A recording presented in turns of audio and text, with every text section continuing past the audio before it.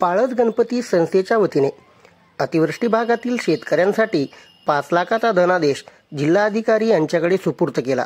सविस्तर बातमी अशी की महाराष्ट्र राज्यामध्ये खूप मोठ्या प्रमाणात अतिवृष्टी झाली असून शेतकऱ्याचे अतोनात नुकसान झाले आहे।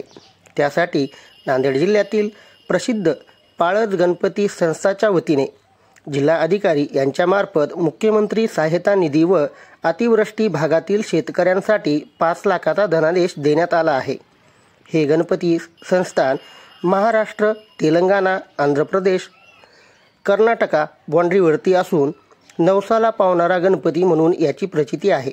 या ठिकाणी भाविक भक्त मोठ्या संख्येने दर्शनासाठी येतात।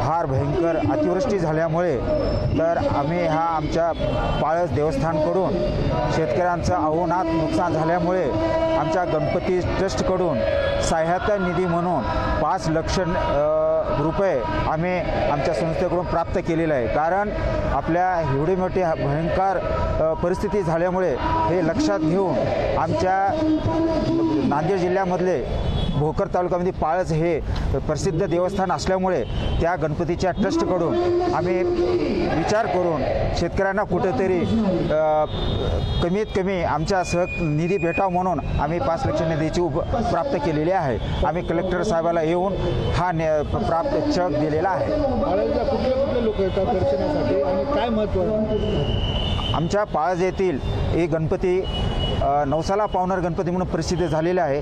ह्या आमच्या पाळस येथे 1948ला गणपती स्थापना झाली आणि ही लाकडाची मूर्ती आहे। पण 11 दिवसामध्ये आमच्या पाळस येथे दर्शनासाठी कर्नाटक, महाराष्ट्र आणि तेलंगणा मोठ्या प्रमाणे भाविक येतात आणि 11 दिवसामध्ये त्या दर्शन घेतात आणि त्यांच्या मनातले मनोकामना पूर्ण करून घेतात।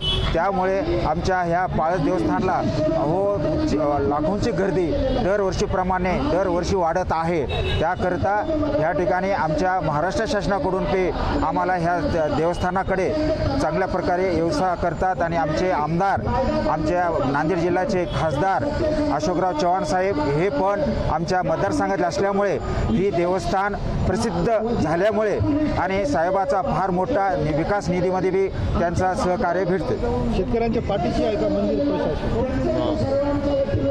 मंदिर हे आमच्या ग्रामीण भागामध्ये असल्यामुळे शेतकऱ्यांचा सगळ्यात लक्षात घेऊन तर आमच्या गणपतीकडून आम्ही शेतकऱ्याकडे फार मोठ्या गंभीरपणे लक्ष देतो। त्यामुळे आम्ही हे प्राप्त 5 लाखाचा निधी शेतकऱ्याच्या सहायता निधी म्हणून आम्ही प्राप्त केलेला आहे।